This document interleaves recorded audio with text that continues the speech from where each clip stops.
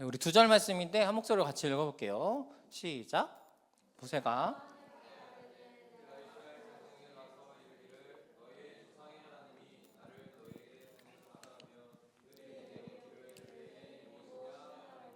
내가 무엇이라고 그들에게 말하리이까. 하나님이 모세에게 이르시되 나는 스스로 있는 자이니라. 또 이르시되 너는 이스라엘 자손에게 이같이 이르기를 스스로 있는 자가 나를 너희에게 보내셨다 하라. 아멘.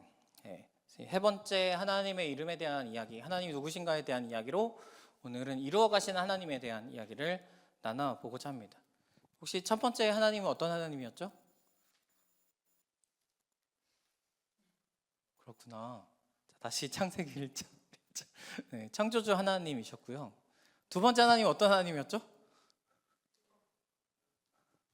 그거. 어떤 하나님? 네, 보시는 하나님이었어요. 이게 의미가 있나? 지금 내가 네, 오늘은 이루어 가신 하나님에 대한 이야기를 나눠보고자 합니다. 여러분 혹시 흑백요리사 보셨어요? 오직 말씀과 기도로 살고 계시나요? 전 중증 외과 의사? 외상센터? 그것도 보셨나요? 네. 앉은 자리에 다 봤어요 그걸. 너무 재밌더라고요. 그래서 흑백요리사 시간은 지났지만 흑백요리사를 보면서 여러 가지 좀 밈들이 많이 생겼잖아요.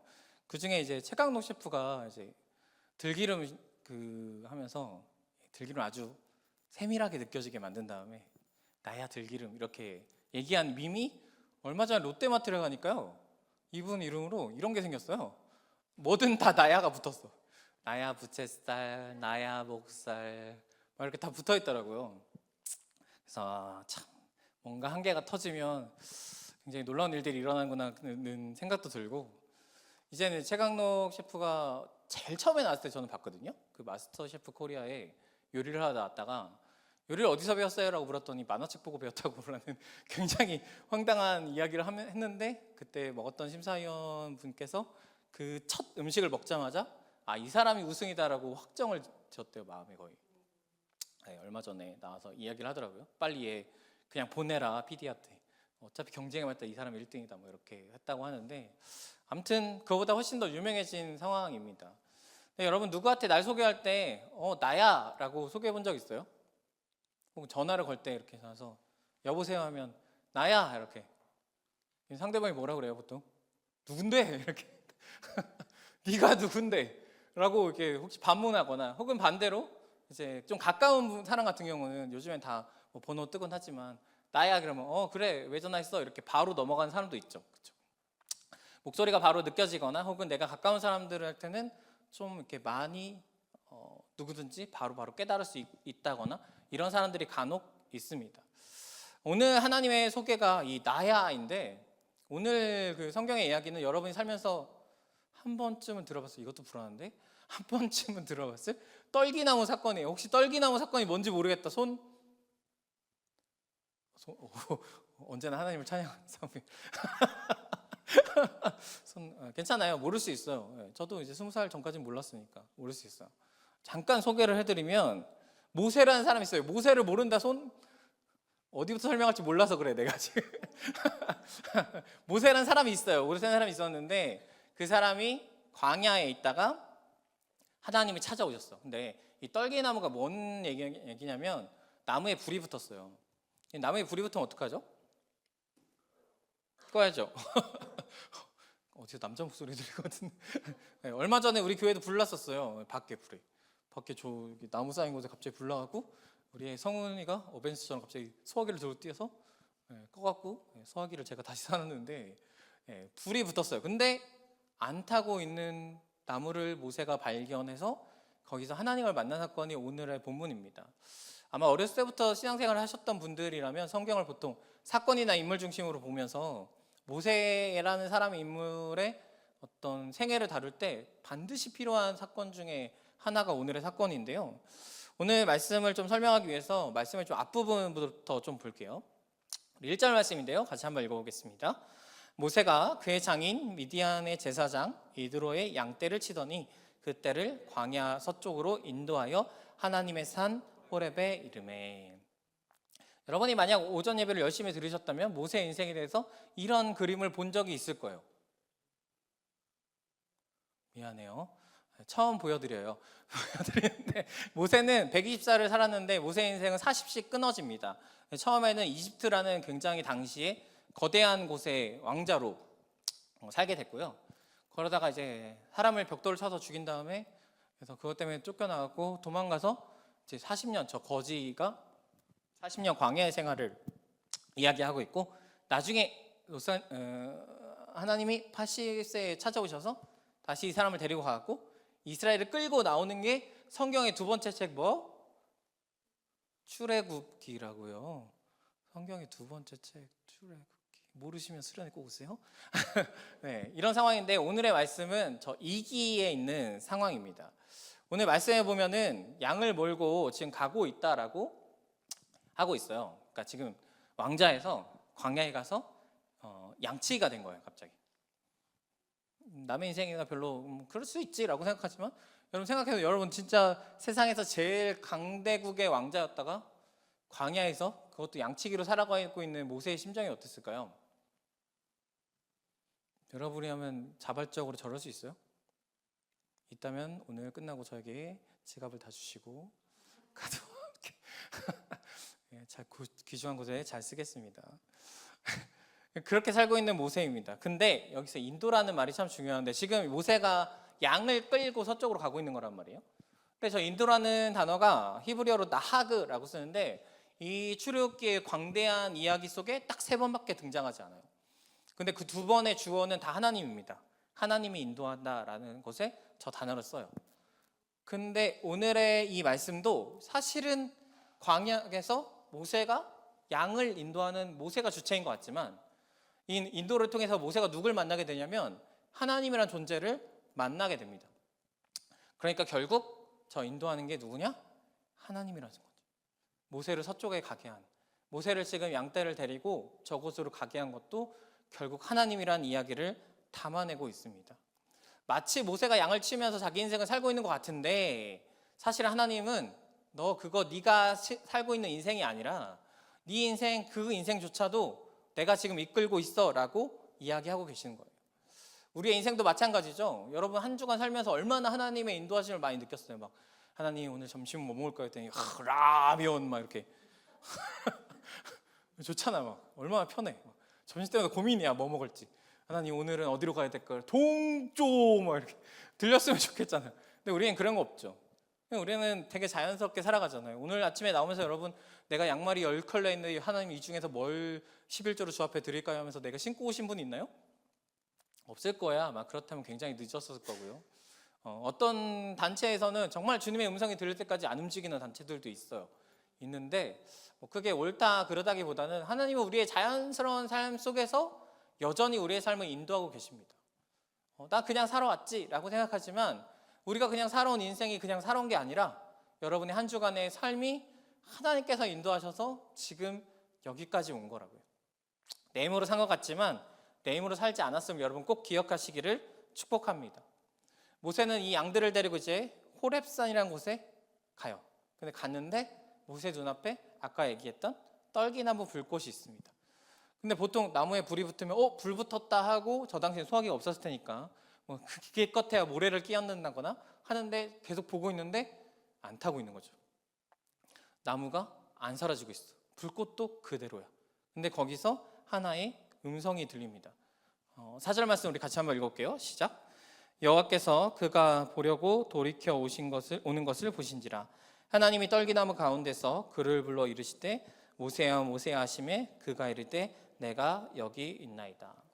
하나님이 부르시니까 모세가 뭐라고 했어요? 주님 내가 여기 있습니다 라고 고백하고 있습니다. 그런데 문제는 여러분 이 땅에 지금 이 3장의 배경을 좀 잘 생각해 보셔야 돼요. 여러분 모세가 지금 저렇게 얘기한 거는 저 떨기나무가 하나님인 줄을 알고 굉장히 순종적인 마음으로 고백하고 있는 거예요. 그러니까 저 음성이 하나님인 걸 너무나 분명히 알았다는 거죠, 모세는. 근데 이 출애굽기의 3장이잖아요. 1장이 어떻게 시작하는지 아세요? 같이 읽어볼게요. 요셉을 알지 못하는 새 왕이 일어나 애굽을 다스리더니. 요셉이 누군가요, 여러분? 꿈의 사람 요셉 뭐 이런 거 많이 안 해봤어요?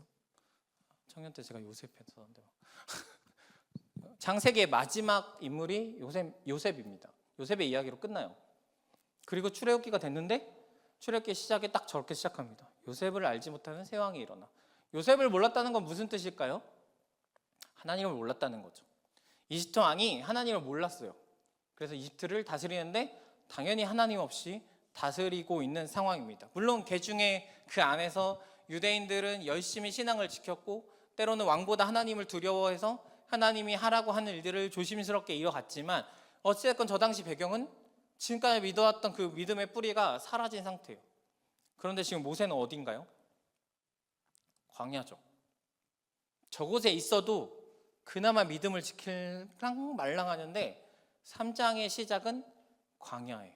그리고 앞서 얘기했듯이 2장 끝과 3장 끝까지는 몇 년 차이가 있다고요?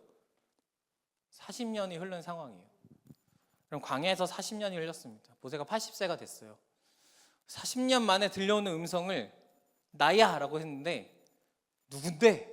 라고 하지 않고 주님 제가 여기 있습니다 라고 고백한 거예요. 어떻게 그럴 수 있었을까요? 여러분 누군가 40년 만에 여러분의 나이가 대부분 집사님 제외하고는 40년을 안 살았잖아, 그렇죠? 제가 41살을 살게 됐어요, 드디어. 그럼 여러분한테 이제 40년 후에 제가 전화를 한단 말이에요.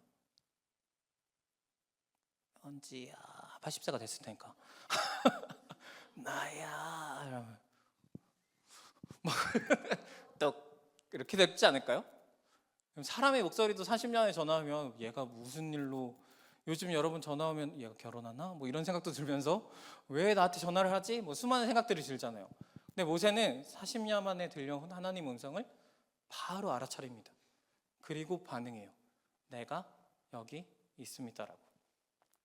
모세는 40년 동안 혹은 그 이전부터 있었던 하나님에 대한 믿음을 광야에서도 지키고 있었던 거예요.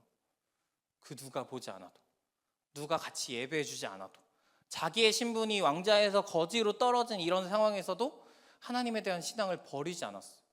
그래서 알아들을 수 있었다라는 거죠. 여러분 제가 신앙생활을 20살 때부터 시작했어요. 대학교에 가서 여러 가지 계기로 저의 계기를 듣고 싶은 분은 제가 교회 와서 처음 했던 수요예배 설교를 꼭 다시 들어보시면 앞부분에 장황하게 설명되어 있으니까 패스하고 20살에 얘까지 예수를 믿었어요. 믿었는데 제 동기들은 대부분 모태신앙의 사람들이었어요. 지금도 그때 선교단체의 동기들 중에 2명은 목회자가 되어 있고요. 1명은 사모가 되어 있어요. 친구 한 8명쯤 되는데 반 이상이 지금 사역에 뛰어들고 있는 굉장히 이상한 공동체의 동기들인데 제가 이 동기들과 살면서 이제 같이 생활하면서 부러운 게 딱 2가지가 있었습니다. 하나는 주일날 교회 가는 거예요. 저희 집안은 교회를 굉장히 싫어하는 집안이었어요. 여러 가지 문제들이 있어서 제가 교회를 간다고 했을 때 저를 이제 못 가게 만류하시고 안 가면 안 되겠니?부터 시작해서 수많은 어려움과 우여곡절과 전후의 그 피와 사투를 넘어서 교회를 가게 됐고요. 그런데 제 동기들은 어때요? 교회 그냥 너무 쉽게 가는 거예요. 어렸을 때부터 부모님과 같이 다녔으니까. 근데 막 월요일 나오면 교회 가기가 너무 피곤하다, 막 힘들다, 막 굉장히 투정을 저한테 부렸었고 또 한 가지 부러운 건 얘들에 대한 성경에 대한 지식이 되게 부러웠어요. 선교단체에 가면 이제 사람을 교육시키거든요. 신앙생활 잘할 수 있게 말씀 교육도 많이 시키고 하나도 모르겠는 거예요. 지금 여러분처럼 이 떨기나무가 뭔지 잘 모르겠고 구약의 2번째 책이 뭔지 잘 몰랐고 등등 굉장히 몰랐어요. 근데 남자에게 있는 묘한 경쟁심이 있거든요. 내가 쟤네보다 못한다는 걸 잘 참지 못해. 안 그런가요, 남자 동지 여러분? 저만 그렇게 쓰레기예요? 나만 그렇게 나쁜 사람이야? 근데 애들이 너무 잘하는 거야. 뭐 앞에서 가르쳐주시면 뭐 물어보면 막 착착착 대답하고 막 구약의 마지막 책이 뭐야? 말라기요. 말라기가 뭐야? 뭐가 말라 비틀어졌어? 막 등등 수많은 생각들이 오가고 있었는데 성경을 보고 신앙생활을 하는 이들에게 내가 저걸 모른다는 게 너무 답답한 거예요. 부럽고. 그래서 열심히 공부했습니다. 그래서 한 2학기 중반쯤 돼서 따라잡기 시작했어. 드디어 내가 아는 게 더 많아지기 시작했어. 근데 그것도 웃겨. 평생 신앙생활을 20년째 해왔던 아이들이 몇 개월 공부했던 나보다 모르는 게 생겼다는 건 제대로 안 했다는 거죠. 제대로 안 그 두 가지가 굉장히 부러워서 열심히 살았는데 그렇게 살다 보니까 결국 여기까지 왔습니다. 제가 무슨 얘기를 하고 싶으냐면 여러분의 환경은 어때요? 여러분이 믿음을 생활을 하는 여러분의 삶의 환경은 어떠신가요? 부모님과 함께 다니시는 분들 있고 여전히 가정 가운데 힘든 사람들도 있을 거고 때로는 그런 내 밖에 있는 환경보다 내 안에 있는 내 마음과 내 어떤 육체적인 피곤함과 내 수많은 스케줄과 등등 많은 것들이 여러분의 교회에 오는 것을 방해하고 있진 않나요? 교회에 오긴 왔는데 어찌됐건 내가 교회는 안 가면 좀 찝찝하니까 오긴 왔는데 그럼 그 기쁨이 여러분에게 혹시 사라지고 있진 않나요? 여러분, 믿음은 환경을 뛰어넘습니다. 모세는 그 환경을 뛰어넘어서 하나님을 믿었던 거예요. 그러니까 하나님이 40년이나 지났지만 모세라는 사람을 찾았어요. 여러분, 출애굽을 할 때 외부에서 어떤 사람이 와서 이 사람들을 끌고 가는 게 쉬울 것 같아요? 절대 어렵죠. 제가 하나님이었으면 모세 그냥 애굽의 왕한테 나타나서 야, 너 지금 안 끌고 나가면 내가 너 죽일 거야? 협박했을 거야. 하나님으로. 그럼 나갈 거 아니야. 왕이 한마디면 나갈 거 아니에요. 근데 하나님은 모세를 찾아왔어요. 왜? 믿음을 지켰기 때문에. 여러분의 환경이 어떠한지 잘 모르겠습니다. 하지만 힘든 상황도 있고 어려운 상황도 있고 여러 가지 상황들이 있을 거예요. 이 시간이 피곤한 사람도 있을 거예요. 하지만 저보다 저 지금 새벽 4시부터 깨어있는 거거든요. 근데 그 모든 걸 이기는 게 있다면 하나님에 대한 믿음입니다. 하나님에 대한 사랑이고요. 여러분, 남녀가 사랑하면 제일 먼저 등장하는 게 뭔지 아세요? 밤마다 통화를 하기 시작해요. 요금을 무제한으로 바꾸고 커플 요금제를 해서 둘이 무제한 한 다음에 막 이렇게 뜨거지다가 갑자기 핸드폰이 전원이 꺼져서 그제서야 잠을 자는 묘한 일들이 일어납니다. 그리고 마지막에 한마디는 결정적으로 이런 얘기를 하죠. 자세한 얘기는 내일 만나서 하자.